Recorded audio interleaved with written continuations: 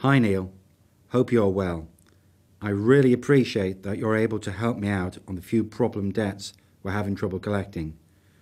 I don't think any of the three companies involved have valid reason for not paying, and it's really crippling our cash flow, especially with the payroll due to be run next week.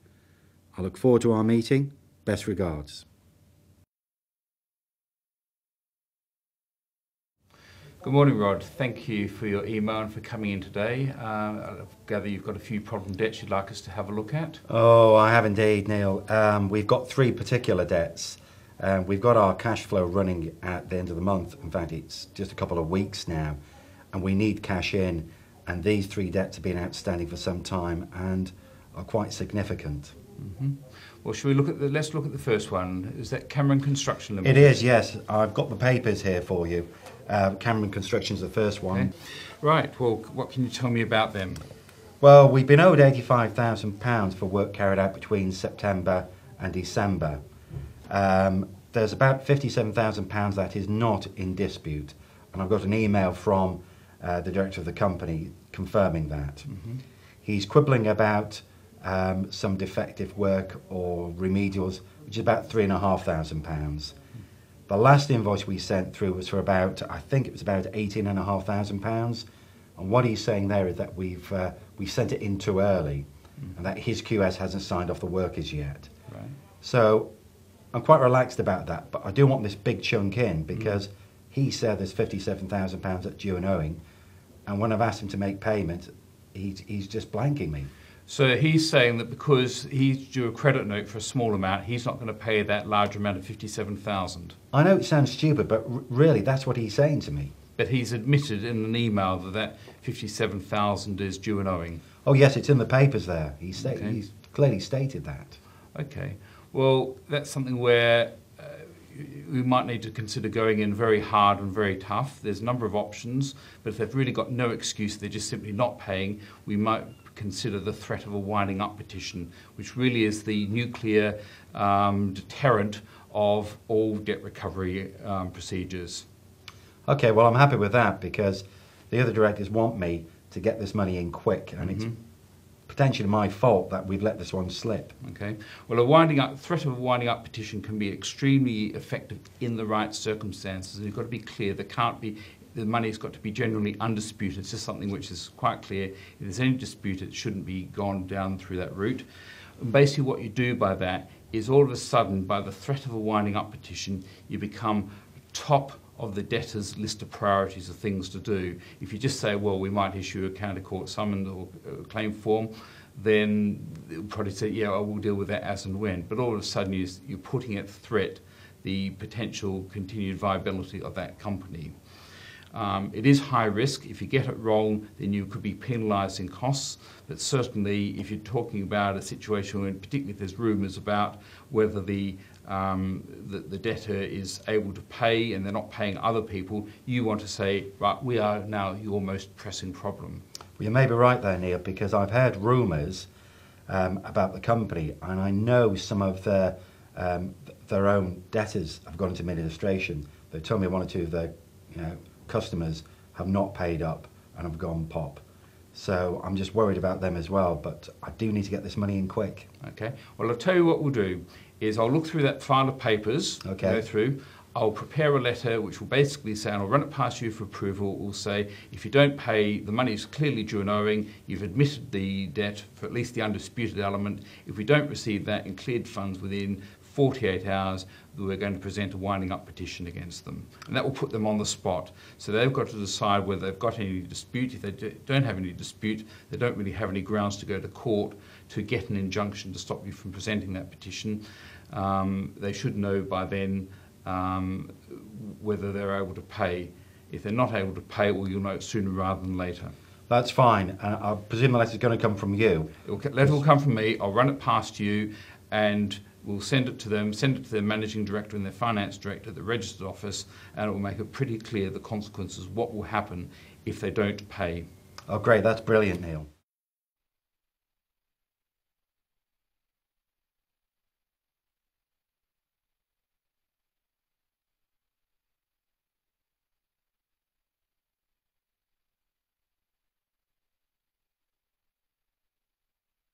We can go on to the others now. Okay. So let's look at Miliband Marketing Limited. Yes. This is probably a sticky one here. With Miliband, they owe us about £36,000, and this goes back again to October. We've had no complaints, but suddenly when they've been chased this month for payment, they're saying the work was defective. They've had to get someone in to redo the work. They're going to be contra charges, and we ain't going to see a penny. Now, the only concern I've got is that the QS we had dealing with the work, the site supervisor as well, they've left under a bit of a cloud. What do you suggest we can do there, Neil? Because he's not saying what's defective. I'm getting no sense out of him again. Right. So they're playing the game as it is. Well, what we can do, I don't think, given what you said, if you said there's some difficulties, potential difficulties, I don't think that the threat of a winding up petition is right for this particular circumstance, at least not at the moment. If you did that, as I said, the courts take a dim view as trying to resolve disputed debts through the winding up procedure. So what you should do is we should write to them, very strongly worded letter before action, set out that basically you say that the money is owing. As far as you're aware, there's no substance for any reason why it shouldn't be paid. They haven't done that. If they don't respond to that and put their side of the case pretty quickly, then you will then go through to the county court and issue a claim form against them, and we can proceed on that basis. Now, what I suggest you do is go and interview. You say the manager that ran the job has been dismissed. I think we need to go and get clear evidence from other of your team that were on the site as to how the job went, and if there are any complaints expressed while the work was going on. Certainly we'll put pressure on them to, if they say there's a valid reason for non-payment, to state that pretty quickly. Otherwise, we'll go down the litigation route and issue a claim form against them. But just to be clear, that case, I don't think, from what you're saying, is suitable for the threat of a winding up petition. Okay, well, I appreciate that, Neil, because it looks like we may have to write that one off from our cash flow for the time being.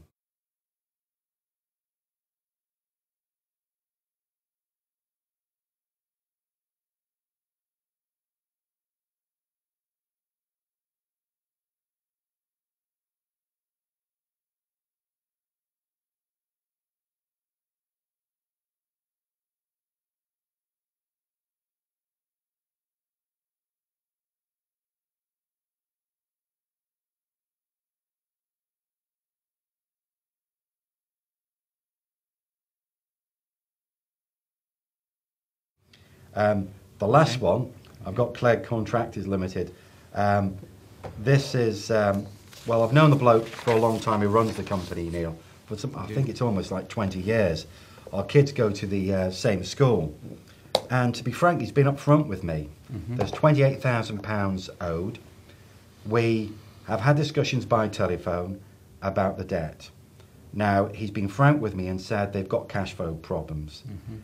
They've got HMRC on their backs, and they've had to reach an arrangement with them, paying what they owe them off. And I've been there before years ago, so I know what that's like. But it's a chunk of money. He wants us to continue doing business, and I just want this money in, even if it's in instalments. Now, we can factor that into our cash flow, but I don't want to lose it. And I'd rather get something back than nothing, Neil, if his company's going to go. Sure. Okay, well, you've got a client, a long-standing client, says in difficulties. You believe him. If you threatened winding up, you're likely just to simply tip him over the edge, and you weren't unlikely to get anything. Same token, if he's being straight with you, you probably, at least at this stage, don't want to issue legal proceedings against him.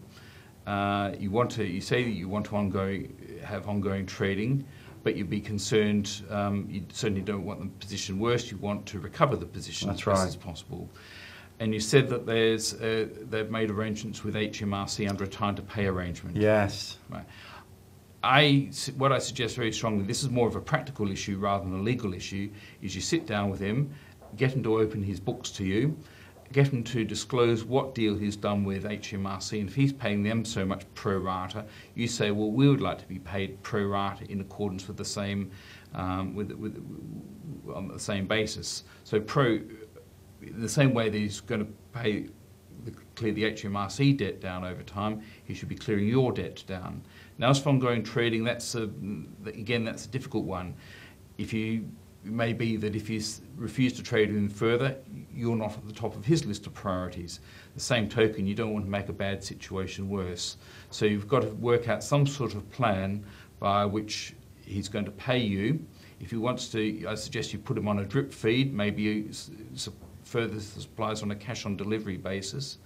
And above all, what I would very much recommend is that if you reach a deal, get it all recorded in writing, make it clear that any concessions you give to him only last for as long as he meets his side of the bargain, and if he defaults further, all bets are off. Right. Someone mentioned to me about getting a personal guarantee off him. Now, he is someone I know, and he may be prepared to do that. Mm-hmm. How do I go about getting a personal guarantee? We can certainly ask him for a personal guarantee. You've got to decide how much does he need you. Can he get his supplies from elsewhere? We can certainly ask him for a personal guarantee, and that may cause him to think very long and hard. And also the advantage, if he is prepared to do that, then it makes him more inclined, more incentivized to stick to his side of the bargain going forward, because he knows that if he defaults, his company defaults going forward, it won't just be his company you're after, it will be him personally.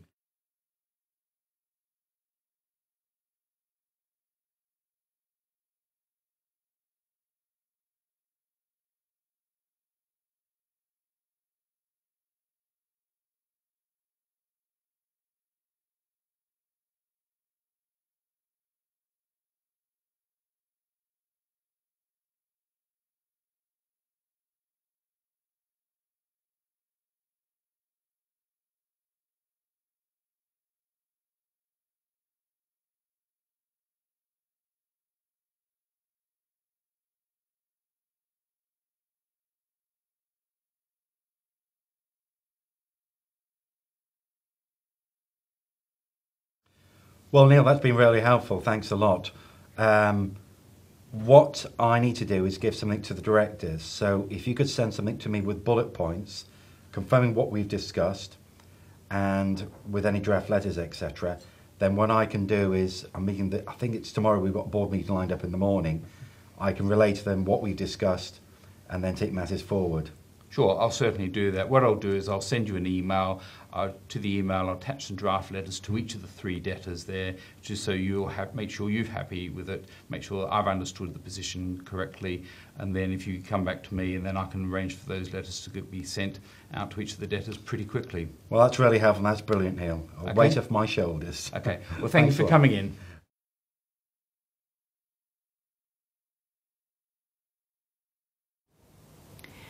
Today we have seen 3 scenarios, 3 very different debts and 3 very different debtors. From a winding up petition against a debtor who owes a large debt, the majority of which is not disputed, to a small and valued supplier where the options for recovery in part or in instalments would appear to be the way forward.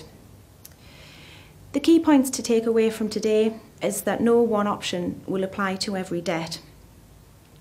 You must always be pragmatic and think about what you have done and whether you could do any more. Make sure you are in constant contact with your debtor and always consider possibilities for other methods of payment. Is it better for you to receive part payment or instalments rather than nothing at all? Above all, remember that your business's interests are paramount and that the debtor should be pursued robustly where possible, but in all cases pragmatically in order to recover wherever possible.